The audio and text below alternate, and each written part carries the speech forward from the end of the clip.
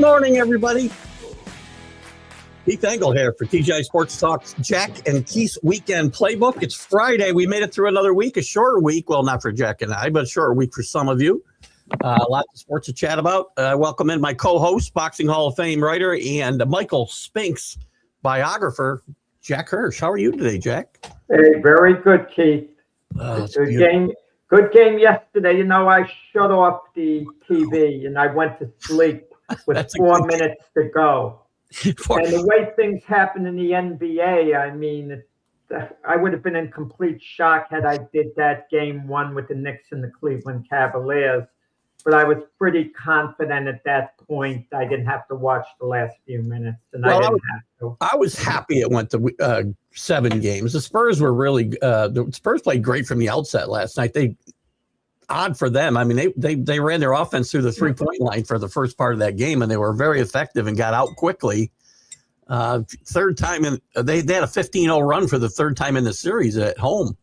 Well, not to start the game. Not during the course of the game. Sorry, they had a 15-0. Well, OKC couldn't hit a shot in the third period. It's about making shots, and Keith, when a team makes shots, we talk about all their wonderful ball movement and what they're doing right. But when they don't make shots, we have a whole different perception. We think that they're standing around. We don't think that they're running the offense the right way. It's about hitting shots. In OKC, what did they miss? Like 14 shots in a row. I mean, to do that, I can get some guys who play in the playground, and chances are they're going to make 1 or 2 out of 14. Did you ever? I didn't feel. I mean, they made a couple runs in the first half before they went cold in the third quarter, but it just never felt like they were going to get in the flow and win this game. Because every time they'd cut it to, 4 or 3, then the Spurs would go on a little spurt, make it 10. I think it was 10 at halftime, if I'm not mistaken. And SGA again, really not in the flow of the game, I thought. And that's the key for, as good as their bench is. And I've really talked up their bench, which is great. But without your best player, if he's not the best player on the floor tomorrow night, I'm not sure they're going to win. I do think they'll win, but they need him to be the best player on the floor. You know what it is? They had a little extra money in their pocket. I mean, they had disposable income, and the disposable income was called Game 6. That's what OKC had.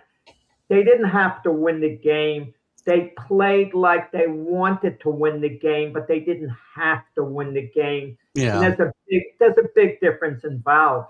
There wasn't the absolute urgency. They were philosophical. I mean, even towards the end of the first half, I thought they were really getting back into the game. And because they had taken San Antonio's best punch and they cut it down to 5 points, and then they had possession of the ball towards the end of the first half. And I can imagine this.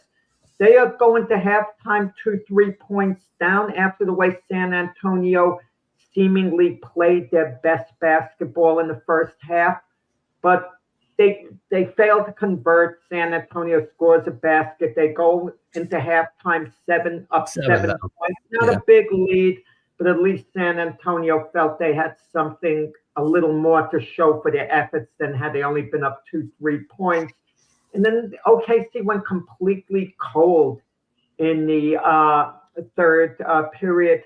Dylan Harper was outstanding yesterday. Very good. Outstanding. I mean, he really came to play, was excellent defensively. What did he do? Hit 6 out of 9 shots, passed the ball. I mean, all around, he was outstanding. He gave them the spark that they needed. And, of course, early in the game when Wemby was hitting those threes. And, the strategy, was kind of interesting with Wemby, Keith. They used Wemby exclusively on defense, basically under the basket. He didn't come out that much, which was very smart. He was an intimidator underneath. They didn't use him, in the low post as much as I think they should have offensively, where it could have been forced. But then again, OKC was ready for him. They dropped their guys back, and that's what maybe opened things up a little for San Antonio shooting, especially Wemby's from the outside. I agree. I mean, we were a little critical, or I was a little, well, I guess it was Wednesday, and I was a little critical of Johnson, the coach, we talk about how young the Spurs are. We also forget the coach is young as well and inexperienced in these situations. And I didn't think he did a great job with adjustments in Game 5, but heading into this game, as you were just talking about, I thought he made some really smart adjustments, and there was a difference in the game for sure. We talked Monday about Wemby staying, in the lane, in the post, and being a disruptor. And that's where he's most effective, obviously. So smart move. I mean, the culture is important. You get the feeling in the attitude of the players. It's different. You get the feeling with OKC that they're businessmen, very professional. If I have a little experience coaching basketball on a high school level, but if I was all of a sudden thrown in and I had to coach OKC, I would be so overawed, I wouldn't know what to say. They would look at me and they'd say, you just have a seat and relax. With San Antonio, they strike me as a bunch of kids, Keith, a bunch of kids who are having fun. And you could just give them a motivational talk. Go out there, do this, guys, do that, switch this. They're playing with such enthusiasm. But let's hold on a second, Keith. This series has changed game to game. One team that shows up one game, one team that doesn't show up one game, they show up the next game. That's been the pattern of this series. And if that pattern continues, OKC is going to show up for Game 7. They're going to be at their best. And we're going to then say, it was a great run by the Spurs, but we see they're not quite experienced yet. They're at least a year away. They're a team of the future. That's what it seems like the storyline is going to be, Keith, for Game 7. On the surface, if we had to write a script now, you and I, for Game 7, the result and everything, we would write down the headline about the Spurs winning probably by 13 points, but OKC winning by 13 points or so. But the Spurs, being a team of the future, was a gallant run. Their whole future's ahead of them. You are you backing off didn't you pick the Spurs to win this series? No, I am going to pick the Spurs. I am picking them to win a close game on Saturday. I am. But if they don't win this game, I'm not blinking as far as the Spurs being a team of the future. And I'm going to tell you another thing, too. If I'm the Knicks, and I'm a semi-Knicks fan, because I'm really a Brooklyn Nets fan, but I've frozen my Brooklyn Nets fandom. I've frozen. It's frozen. You can't do that. Giving me a little hope. It's frozen.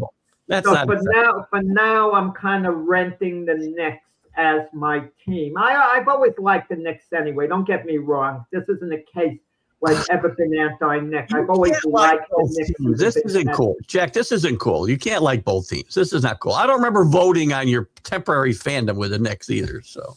Well, I froze my Nets fandom. Yeah, what am I rooting for with the Nets? They can't even get the ping pong balls right for the lottery. Come on. There's a They're not even bouncing the right way that way. But this isn't about the Nets. They're basically, I hate to say it, irrelevant right now. You may just get into the conversation. But if I'm the Knicks, I'm rooting for San Antonio because San Antonio is more beatable to me. Yeah. Much more beatable for the Knicks. They match up so much better than they do against OKC. Would you disagree that the Knicks are better at every position except center? I mean, Downs is good, obviously, or Towns is good, but I hate to do that comparison. I think, look, DeAndre Fox has been a major disappointment for San Antonio. What happens if he starts playing up his capabilities? Then you got Dylan Harper, who's only going to get better. Look what he showed you last night.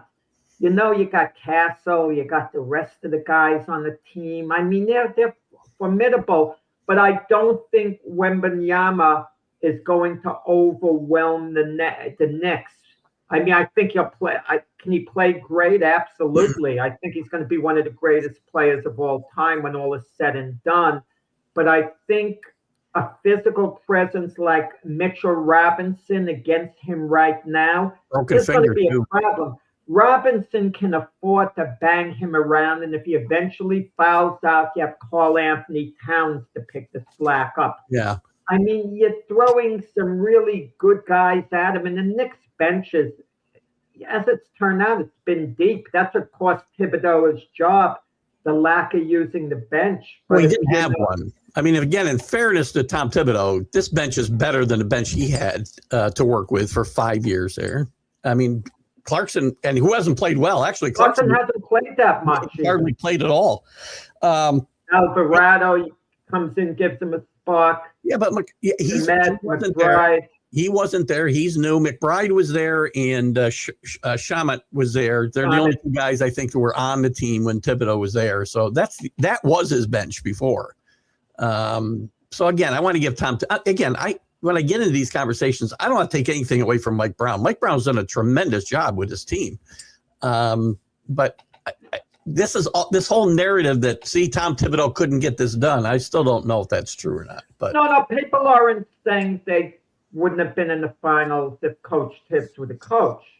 I don't think anyone is saying that. But listen. When you read articles that the move is now justified. I read articles all over the papers this last week. The move is now justified because they're in the finals. And this is coming from someone who has the ridiculous position that Joe Torre's number should be retired by the Yankees. Thankfully, Dr. Paul Semendinger, who wrote the book on Yankee numbers, agrees with me 100%. That they have no business even considering retiring Joe Torre. But Buck Showalter, I could say if Showalter were the manager. How did we get on Yankee numbers being retired from this conversation? How did we get on Yankee numbers being retired in the middle of this Nick conversation? Come on. No. But the point is this. Buck Showalter was replaced as Yankee manager at the end of the 1995 I remember very well. And then they won 4 World Series in the next 5 years, went to 6 and 8 years. If Showalter continued as manager, would they have done the same thing? We'll never know. Exactly same with Coach Tibbs. You never know for sure. It's funny, you never know for sure. It's funny because I also have read at least one article this week that actually paralleled Mike Brown and Joe Torre taking over their respective teams when they did. But there's a difference. The Knicks are not going to go in a Yankee-type run over the next year, upcoming years. One never knows. I'd make an argument that right now they're the best team in the NBA today until we play a team. I'm talking about a run of winning 4 championships in the next 5 years. The Knicks are not going to do that. I personally don't think anybody's going to do that. But I just don't listen, speaking of that, okay, so OKC has a 7th game. They win this, they repeat as NBA champions, and that you don't know what you're talking about, Danny, with Joe Torre and his number, but get out of here. He's talking about his entire body of work through his career, but not just as a Yankee.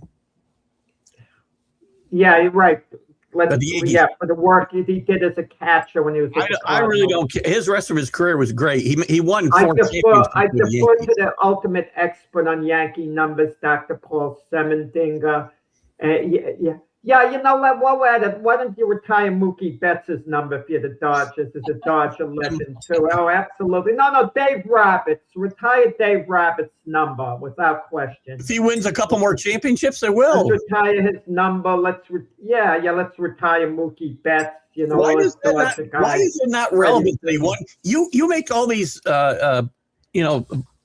bold statements about teams winning 4 out of 5 championships and the Spurs and this and that. But retire it for immortal. Hold on, but you totally dismissed Joe Torre doing it with the Yankees. Totally. He did a good job. Listen, he did a good job. You know, there were ups and downs, but he did a good job. They had that initial run. Did a great job. World Series in 5 years, but. You know, they would have won it with Showalter. I don't know that they would have because nobody navigated. And again, he doesn't get enough credit for this. Nobody navigated the Steinbrenner waters better than Joe Torre. Nobody. He was there longer than anybody. Do you remember how many managers there were before Joe Torre got there? You remember, Jack. Come on, it was a revolving door. Well, listen, 2 years after Torre left, they won the World Series. I mean, just a little point out. And the Yankees historically had a 3-0 lead over the Red Sox, and they blew that Joe Torre managed. I mean, take the good with the bad. He did a heck of a job. Joe Torre should be in the Yankee Hall of Fame. He should be in Monument Park. Just to put a little spin on here, they won a championship 2 years later. That's the only championship they have in the 20 years he's been gone. So I can spin that a little bit too. So they wouldn't have. Yeah. Oh, and Joe Torre went to the Dodgers to manage after. He did a good job, but they didn't quite get to the World Series. But did a good job. I think the 3 years he was there. I think he did too. Yeah, but getting. With the Knicks. I don't know how we got here, but go ahead with the Knicks. Yeah, well, you posted what Danny said. I mean, I love Danny. I value Danny. I value Danny tremendously. But when you post what he's saying when I'm in the middle of talking NBA, if you're no. Time out. Stuff, I'm giving him respect and talking about it. You posted it. We're not going to blame this on Danny. You were already talking about Joe Torre. No, I'm blaming the guy who posted it up there. No, you had brought Joe Torre up as a comparison because I said his number should be retired. Right, with Thibodeau and Buck Showalter. Don't be changing the narrative. Yeah. But with San Antonio. I don't want to leave it up too long. John Gonzalez will kill me about Joe Willie Namath. Yeah, his number 12 is retired, rightfully so by the Jets. That's an icon. I will never say anything bad about Joe Namath again. I hurt my good friend John Gonzalez when I did. Well, I didn't hear about that, Keith. But OKC, if they win Game 7, they still have to beat the Nets. But if they win their second consecutive NBA title, they mark themselves as a franchise to remember. They'll always have that back-to-back. There's something about back-to-back titles that make a team feel special. Even if it's their only 2 they win. I mean, look at the Detroit, the bad boy Pistons. They won 2 in a row. It made them a special team. Had they only won 1, we would remember them because of the charisma, the image, the whole thing involved. But OKC can't let this opportunity get away. Because I'm going to tell you, it's only going to be hard in the future because San Antonio is coming up on them. And to hold off San Antonio next year, they're not going away. That's going to be a monstrous chore. If Wemby is healthy next year through the playoffs, I don't think they hold San Antonio off. Maybe they beat them Game 7 Saturday night, and maybe they go on to beat the Knicks. But this is basically it. That's what I was talking about the other day, Keith, the rivalry. If San Antonio beats OKC, and then they go on to beat the Knicks and San Antonio's NBA champions, don't tell me about an OKC San Antonio rivalry because it wouldn't be existing for the simple reason that next season everyone's going to know little brother passed big brother and little brother's not looking back. That doesn't mean it's not a rivalry. That doesn't mean it's not a rivalry. Lakers and Celtics was a rivalry through the 80s and not when. 80s, because either team could win through the 80s between Magic and Bird. There's no reason you never knew who was going to win. There is no reason to think OKC loses Game 7, that they won't be back next year in that final against the Spurs. Not against the Spurs, but the Spurs would be heavy favorites. They still got to win. Year. It's still a rivalry. The Yankees and the Red Sox never won. It's no more of a rivalry than the Denver Nuggets at that point. Well, they're irrelevant. They're not. I mean, again, these are 2 teams that are built to be here for 4 to 5 years. I think you're right about the Spurs, but I think you're totally dismissing the fact that the Thunder aren't going anywhere. They're not. They're still going to be around. Thunder better take advantage of this year. They have a good chance of repeating this year. They have to win Game 7, then beat the Knicks. That's very viable. They're capable of doing both. Do I think they will? I'm picking San Antonio Saturday night, but I also realize the Thunder have a very good chance of winning the game at home. Very good. Yeah. And if they do that, they have a good chance of still beating the Knicks. The Knicks are going to be a very tough out the way they're playing. But the Thunder are going to be favored to beat the Knicks in the series, actually. They are going to be favored. The Knicks won't enter as the favorites, as great as they're playing. What are they? What is that? Let me just see if I can find I think it's pretty big. Well, the line would change, after Game 7 if the Thunder beat the Spurs. I mean, any line they have now would slightly change. Right now, the Knicks would be plus 205. So that's not. Well, it's about 2-1. Yeah, Travis Dolly, you put down, you make 2,005 cents back. Yeah, I mean, it's good right now. I have this school of thought, Keith, too, that I'm kind of wondering about. Just wondering. You look at what the Knicks have done the last 11 games, and in 9 of the 11 games or so, they've been like totally dominant. In about 9 of the 11, totally historically dominant, crazy dominant to the point where it makes no sense. Is it possible the Knicks have finally put it all together? They've hit their peak, and this is the real Knicks team. This is the real Knicks team. They're not just playing great. They're not playing over their heads. That they truly have turned into a dominant juggernaut. That's a school of thought. It's hard to believe that's the case. It's hard to believe. It's possible. If that's the case, they're not losing to anyone in the finals. They're just not. I listen. I agree. They're hitting on all the cylinders. Everybody knows their job on a given night, and they're happy to do their job. I think that with all three of these teams, by the way, that's why these three teams are the teams that are left. Is everybody on that roster, I believe, knows what their job and their responsibilities are on a given night, and I think they execute those given nights better than anybody else. And the Knicks have been doing that, as you just mentioned, better than these other two teams. I understand they haven't played the Spurs. They played the Cavs. They played the Sixers. But so what? You can only play the teams that are in front of you. So what, Keith?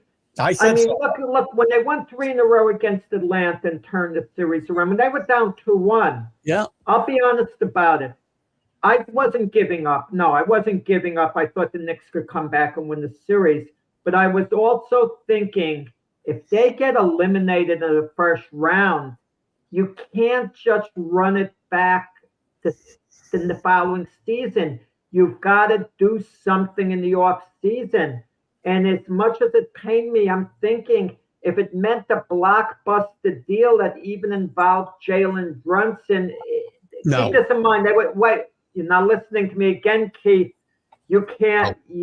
When they were down 2-1 against Atlanta, and I'm thinking in terms, if they worked out a 1-for-1 deal, Brunson for Giannis, would you then make the deal? Now you're saying no. Of course, no one would do it now, Keith. What good is it with him if you have Giannis and nobody to run the offense? Who's going to run the offense? But if they, Keith, if they had lost to the Atlanta Hawks, I still wouldn't have to take big measures at that point. And I was just brainstorming in my own head at the time. But of course, we have people who are going to listen to this show and they can only think currently. They can't revisit what was or look into the future. They're only fixated on the moment, and then they work off that. You could say my name during that comment. You don't have to. But I'm saying, had they gone down they were down 2-1. Let's say the Hawks beat them 4-1. You'd have to make some major move at that point. There's a lot of guys you can run it back. There's a lot of guys you can move. You're not moving Jalen Brunson unless you're getting back. I'm giving it. Everyone is movable with the right deal. Well, here's the thing, too. If you had that, again, just to focus on that hypothetical deal that'll never happen, by the way, now. No, I wouldn't want it to. I mean, even if it happened, you also are going to move Towns, too, because you can't play Giannis. It didn't have to be Brunson. It could have been Towns, it could have been Bridges and Noby, someone at that time. But listen, it's irrelevant. The next 3 against Atlanta, they won the games decisively, very decisively. Then they beat a Sixer team, and it's easy. You know what I love? What people are saying? Well, the Sixers quit this and that. Yeah, the Sixers did lose heart, no doubt about it.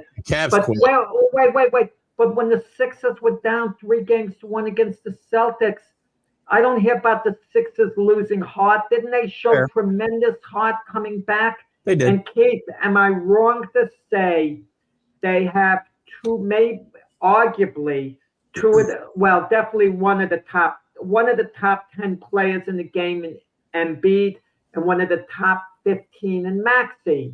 I could say they have 2 of the best players in the NBA, and they have some other pieces to put around them. Paul George didn't play well, Edgecombe, but they didn't just roll over a softie in the Sixers, the Knicks, and they totally, basically destroyed them there. I didn't say the Sixers quit. I will say the Cavs quit in Game 4, but up until then, the Cavs were down 2-0 against the Pistons. Yeah. Then 3-2 and came back and won. And didn't we hear people say the Pistons quit against the Cavs in Game 7? Everybody thinks your team lost. They quit. If you get beat badly in that last game, everyone says you quit. Yeah. So, what you do, Keith, you get demoralized when the ball isn't falling in the hoop and the other team's dominating, going on a run. It's hard to show enthusiasm at that point. Maybe they got demoralized because they look at the it was 3-0 in the series. But I will say that the Cavs did and their coach is saying you're winning.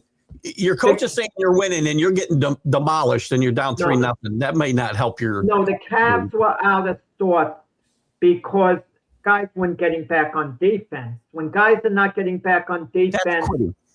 Or you're completely disorganized. Yeah. Completely disorganized, in disarray. You don't mean to quit, but you're in disarray. Well, that's on the coach. To me, that's a number one sign of you giving up. Atkinson stock went down badly. Keeping his job badly. Are you his job? I was watching a segment on First Take where they had a differing opinion about Kenny Atkinson coming back as the coach. Stephen A. felt that they should move on from Kenny Atkinson because you want to change the culture in the room, even though he might be a good coach. He didn't really do the job, quite the way he should have. And you kind of wonder about that.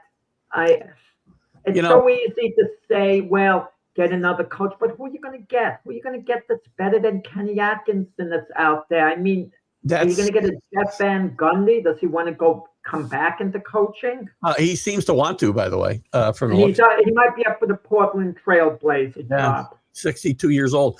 I'd probably be hypocritical if I said fire Kenny Atkinson because they got to the finals. He's gotten that team further every year, so this is kind of a Tom Thibodeau thing, other than the fact that they got blown out at the end. Well, they won 2 7-game series. They beat the Raptors. I thought they should have gotten the job done sooner than 7 games. I thought they were a better team than the Raptors. And then beating the Pistons, that was a great achievement. I think it's very similar to the Thibodeau situation, actually, and they probably should keep him if I'm going to be consistent. Again, that's a long message. I didn't pick it all up. We care about that series, so Danny, we don't all live in LA. So anyway.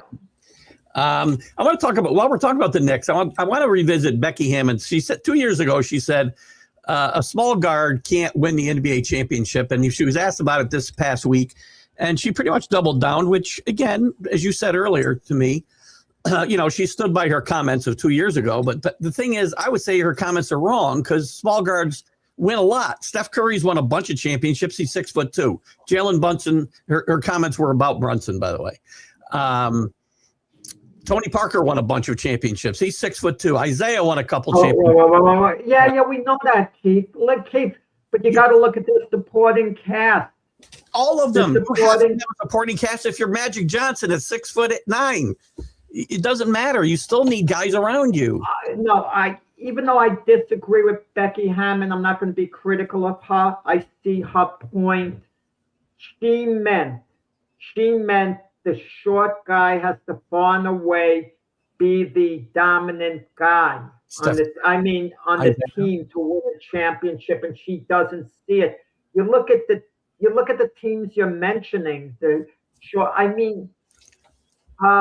Steph Curry had Draymond Green. He had a big guy that was a force defensively. I just mentioned 4 Hall of Famers or future Hall of Famers. I just mentioned 4 of them, and she says they can't win.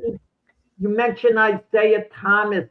He had Joe Dumars there. He had like an all-around team. No, they were great teams. Steph's teams were great. Tony Parker's teams were great. Isaiah's teams were great. Come on. What? Tell me a big guard then that carried his team to a championship without any supporting cast. Name one. No, they have to have the supporting cast. I'm not arguing that point. So Allen Iverson tried to carry a Sixers team on his back, and they did get far. They got to the finals, but right. Well, it shows you more about his supporting cast than the player himself, right? You don't win without a great team. So I still don't agree with her assessment, because these guys were leaders on their team. They were leaders on their team. Tony Parker, Steph, like this. That joke, and I think she's wrong on this case. It depends on the player. But Jokic on Denver, for example, he's always been the centerpiece player. Yeah, listen, I don't agree with her, so I don't want to start arguing on her behalf. You're backing up her case. Debating you on it, because I don't agree with her, but I understand what she's saying. That's the point. That Jalen Brunson himself, by force, can he take the team to the title? No. I don't think that's what she meant, because he's got a really good supporting cast. She sat on the Spurs bench. She was an assistant coach, if you remember, with the Spurs. Yeah. Tony Parker was there being a great leader on that team. Was he the best player on the team? Probably not. No, but he was a leader of that team and was probably the third or fourth best player on that team. Third at worst. On Duncan Robinson, Ginobili, Parker. I would argue third at worst, but well, you wouldn't put him ahead of Robinson or Duncan, though. Well, Robinson wasn't there for most of that run. Robinson was gone for most of that. They only played a couple of years together, Robinson. Yeah, well, that's what I mean. But they did, and they won a championship together. Yeah, I don't even think Tony Parker was there when Robinson was there. I think he came later on when they won later. I could be wrong. No, they were together. I mean, look it up. But yeah, they were together. We'll take a look at that later. But I don't think her comment. I get what she's saying. I agree. I don't think any one player can carry a team to a championship anymore. Maybe that was true at one point in time. I'm not even sure it was ever true, quite frankly. I think she was focusing on Allen Iverson. Yeah. Allen Iverson was so great, and she felt that was her one example. Maybe she felt they need a lot more, the shorter players, that they can't. Maybe that's how she meant it. But yeah. Okay, I'm not sure what she meant exactly, because it seemed like she didn't want to talk about it after she made a remark. I know you said she doubled down. Well, her way of doubling down was, I said what I said, and I don't want to expand on it. That, if you want to consider that doubling down, Keith, you always accuse me of doubling down on something when I don't want to talk with you about a certain topic, and I think it's all, we built it out for all it could be, and you insist you're talking to me about it still, then you say that Jack is doubling down. Well, that's usually when I prove you wrong. Take the topic, and you're accusing me of doubling down. Once I've proved you wrong, you should probably just move on, is what you should do. Or something. But, Anyway, one more thing on the NBA. The NBA, and I know you're not for this, I am. In an effort to stop the tanking, the NBA is taking real steps to do it. Besides the fact that they can also step in if they think teams are tanking and levy fines and whatnot, they've also changed the lottery rules drastically. All 16 teams now are part of the lottery that don't make the playoffs.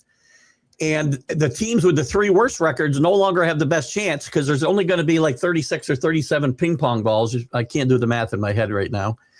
The worst 3 teams only get 2, The teams that finish 4 through 10 get 3, and the 10 through 11 through 16 get 1.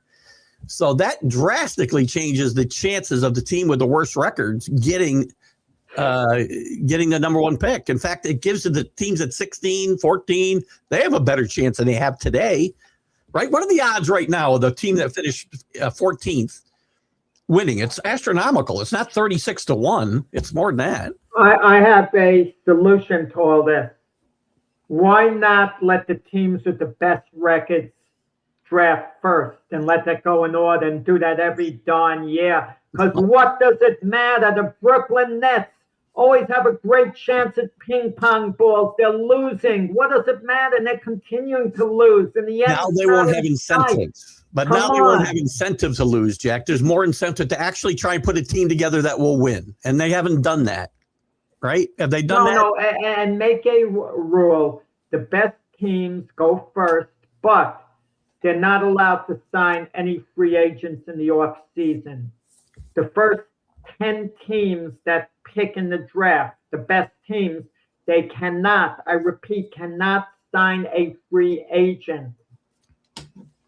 Only the bottom 15 can sign free agents. I don't want parity. In the off season. So the best teams will go from 1 on down, give them the ping pong balls, but only allow the worst teams to sign a free agent in the off season. That sounds like an awful plan, actually. My plan would be better. If it's all 16 teams, the team who finished, the first team out of the playoffs gets the first pick, and you'd go backwards to the team with the worst. That will give you incentive to. Why is it working out in the NFL and no one is complaining to change? Because teams don't. Again, teams do tank. They tank in every sport, but it isn't having the impact on the game the way it is in the NBA. It's so obvious what these teams are doing. The Wizards and who was the other team in the East? I mean, they were chasing each other with 18 straight losses, for crying out loud, at one point. Who's got the number 1 pick this? Wait. This year, the number 1 pick. Is it the Wizards? Utah, Washington. Utah. So that's the thing too. Memphis now gets screwed in this because they've got Utah's pick next year. Memphis does. So they kind of take it in the shorts here. They're the only team, by the way, that voted against this. Every team voted for this except the Memphis Grizzlies. So Memphis is going to get Utah's pick, you're telling me? Yeah, and it's from some trade. I don't remember which one it was. But they have Memphis's pick. But if it's a top 6, there's also a rule now that the top. Yeah, but you can't rely on the ping pong ball. The Dallas Mavericks, what did they have, a 1.8% chance of getting Cooper Flag? And the ping pong balls fell. Now they have a better chance. I mentioned the name Tim Duncan before.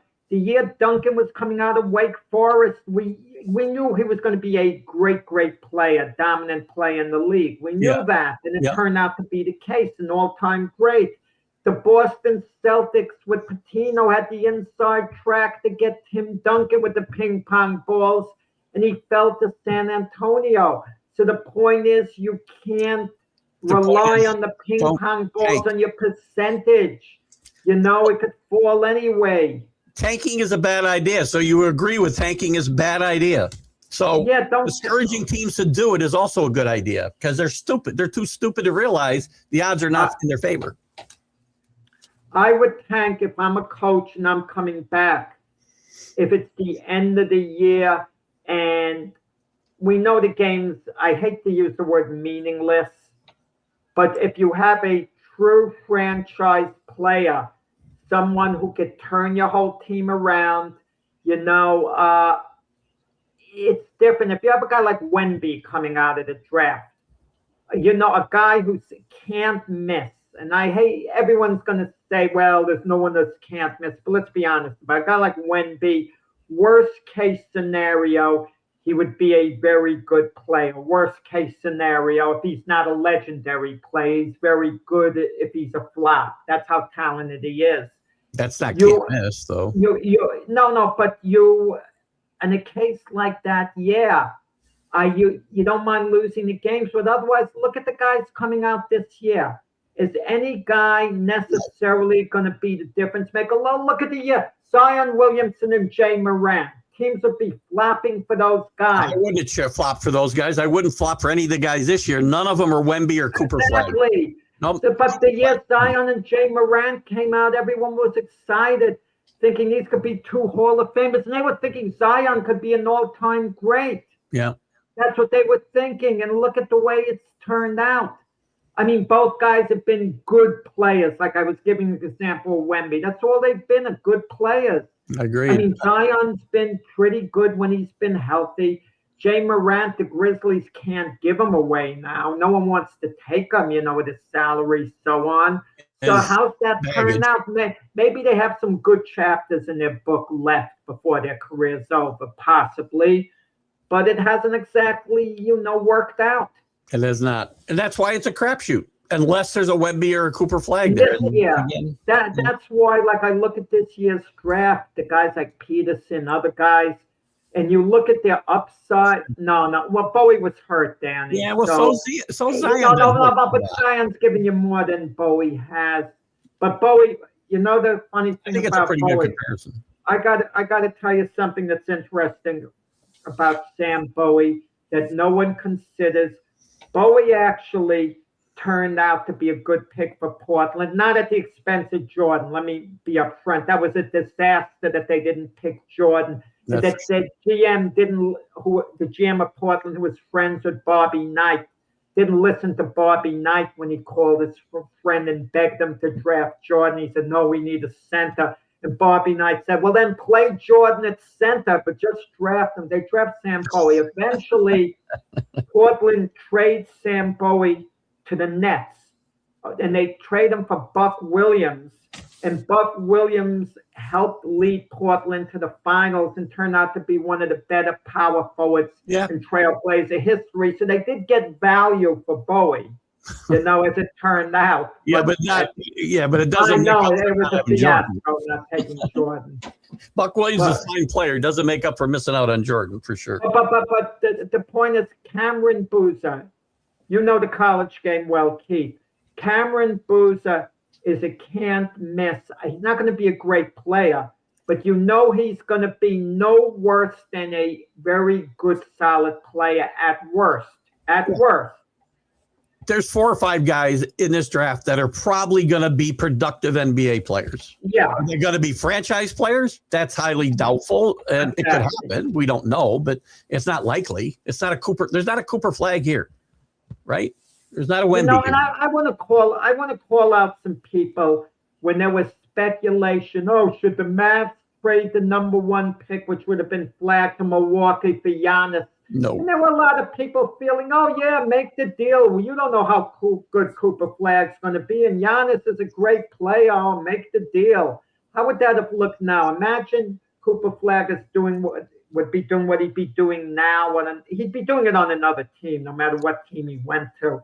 And I want to tell you, one player alters the fortunes of a franchise big time. Just one player. If Cooper Flag went to the Washington Wizards, for example, the way he was projected with the ping pong balls, the Wizards would be arguably title contenders next year. Yeah. Well, if you had no number 1 pick this year, you would trade it for Giannis if that was on the table, because there is no sure thing like Cooper Flag there.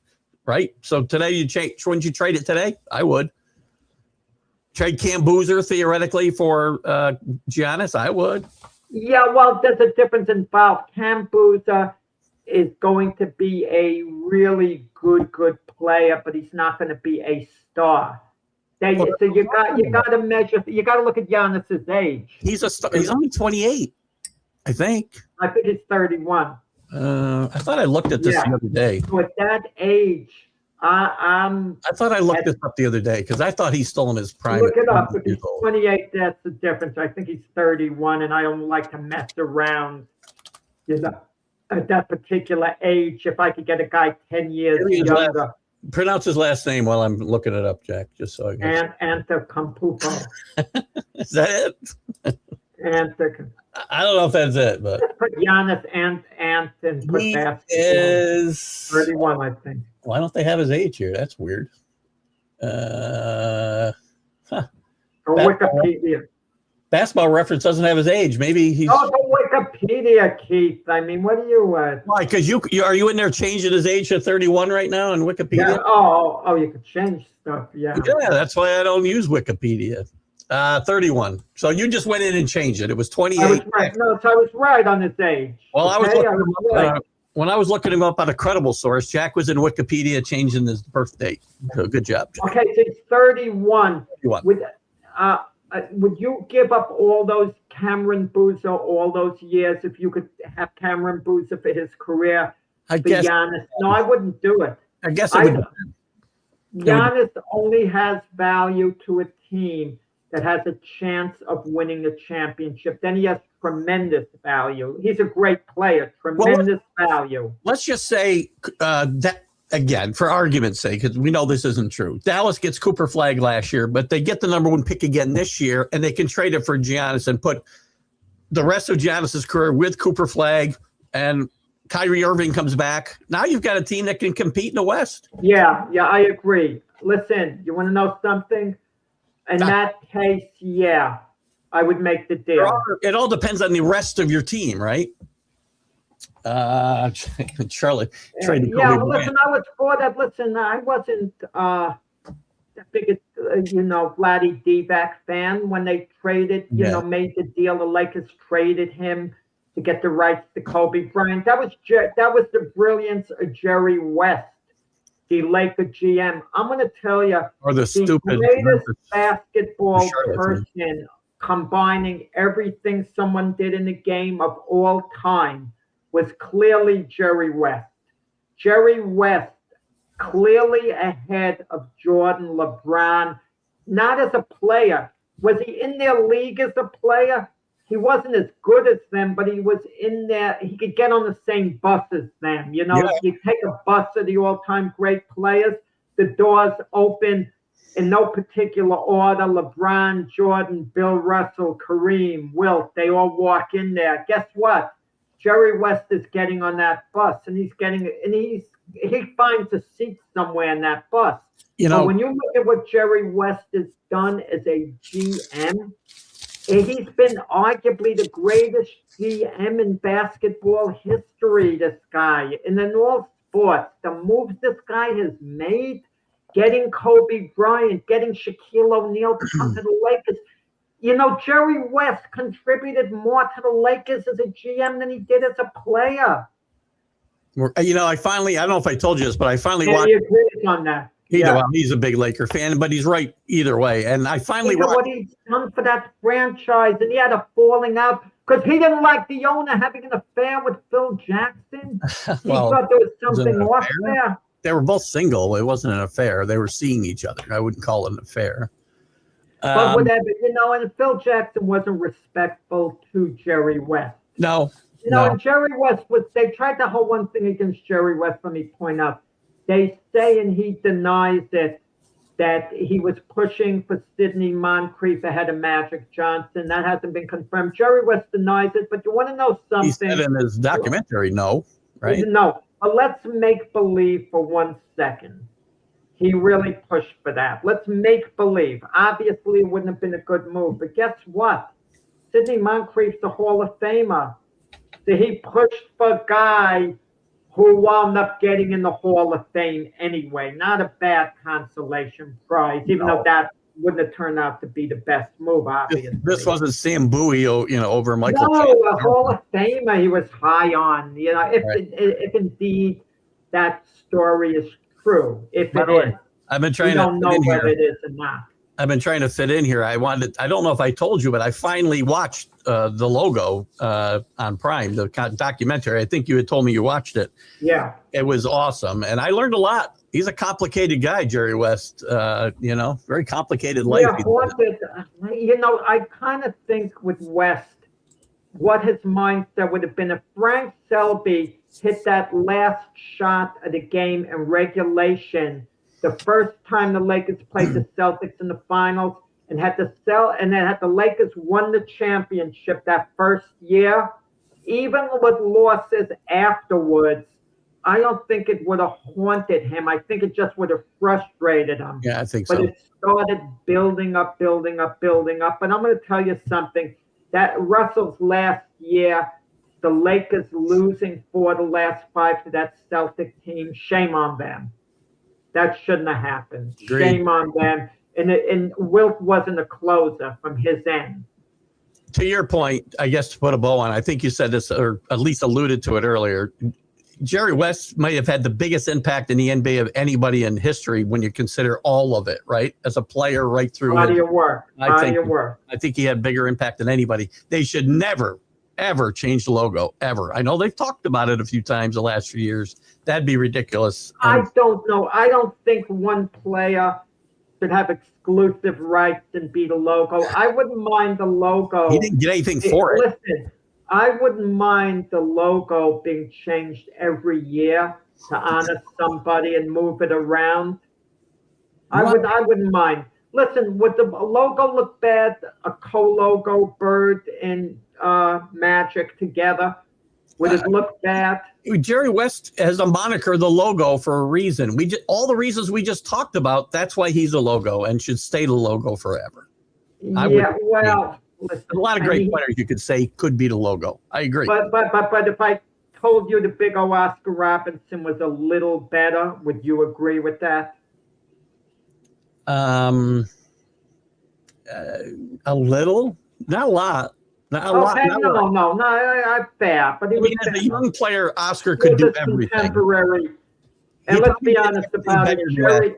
When they had the logo, Jerry West being white, Oscar black, it had a little bearing on it. But also, it had a bearing that West played in a big marketplace, Los Angeles, and the other guy played for the Cincinnati Royals. And he was in the finals. That's a weird name, right? Now Cincinnati Royals was out of the loop. And I think Bob Cousy coached there and played there a little. Strange. Actually, didn't he? He retired and came back and played well. Cincinnati Royals. That is weird. Yeah. He had been retired coaching the team when he actually came back and played. Yeah. Kuz could have been made the logo because he was the biggest name in the NBA. I think once it was West. Let me tell you something, Keith. I was a phys ed major at Brooklyn College. I had a basketball class for credits.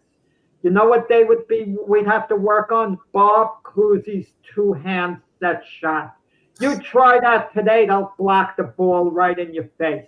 Well, you don't have time to two-hand set shot. Get it? Take your time. Shoot the ball. The 40s were a different time, Jack. The 40s were a different time.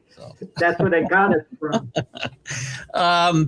We're running out of time here. I want to touch on something real quick. Quickly in the NHL, and maybe we won't. Maybe that's all we get to. In the NHL, a couple of we got a real sad story. Before I get to that, Vegas shockingly sweeps the Avs out of the playoffs, and Carolina's 1 game away. I think they play tonight, game 5. They're up 3-1. I think Montreal has kind of wasted their window closed. Their window closed, losing a couple overtime games.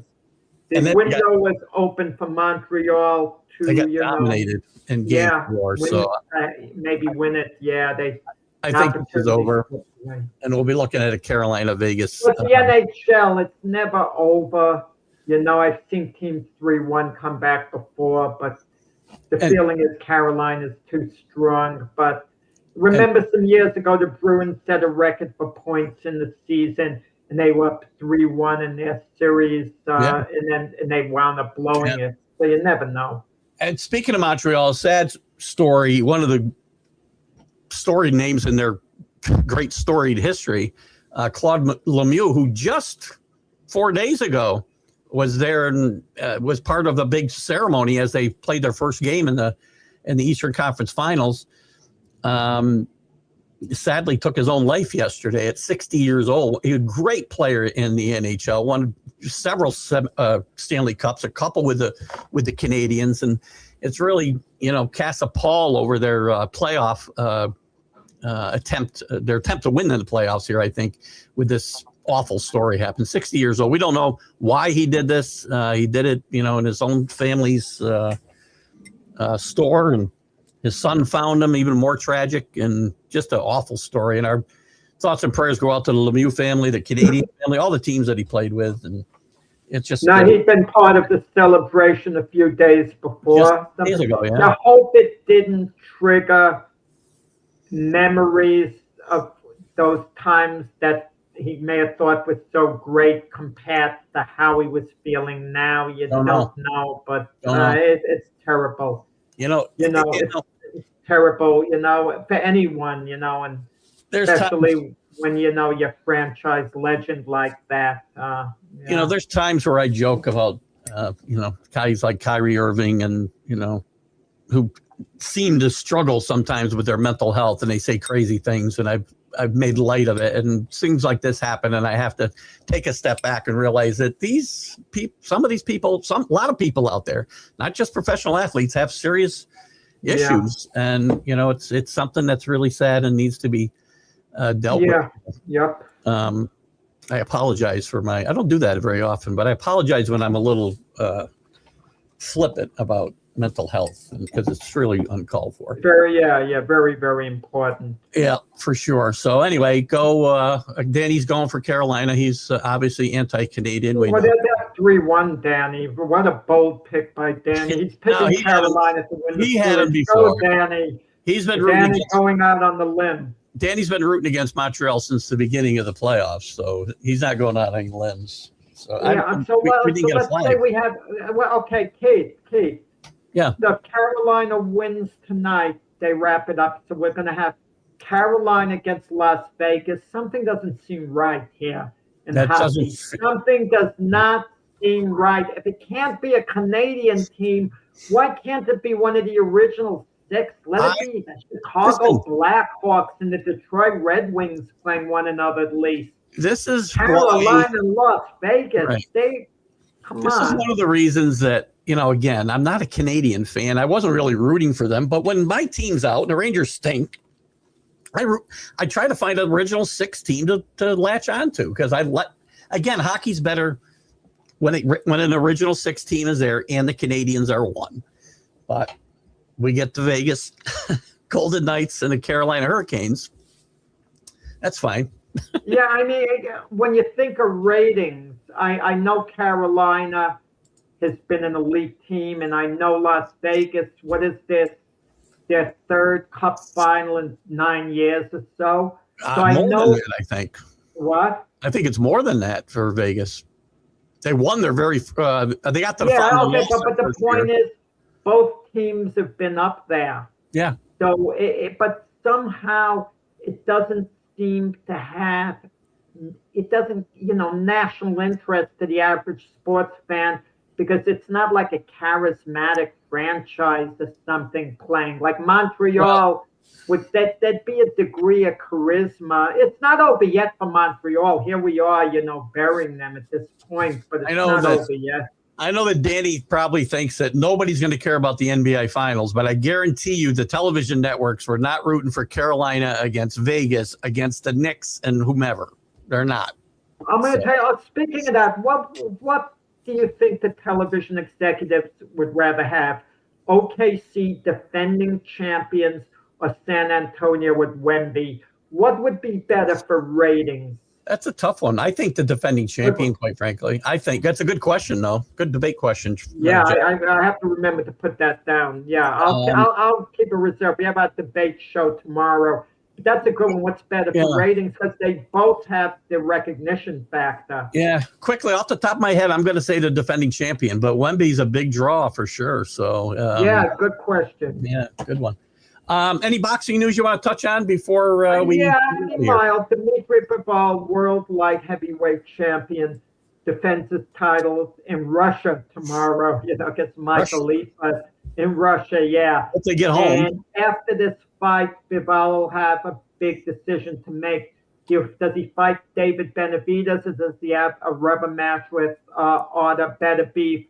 I think he probably picks Beterbiev because Beterbiev is more beatable, and Beterbiev is now 40 years old and has been off for a while since they last fought. And Benavidez is an absolute monster. The fight boxing people want to see is David Benavidez and Dmitry Bivol. That would be a great, matchup. But first, Bivol has to take care of business tomorrow. Well, Jack and Frank will probably talk about all of that and more on Glove Fist on Monday night at 7 p.m. Catch Jack tomorrow on the debate show that we just referenced. And I'll see you Sunday morning with the Sunday Stream of Consciousness. Jack, great job today. And folks, we'll see you later. Have a great weekend. Bye-bye.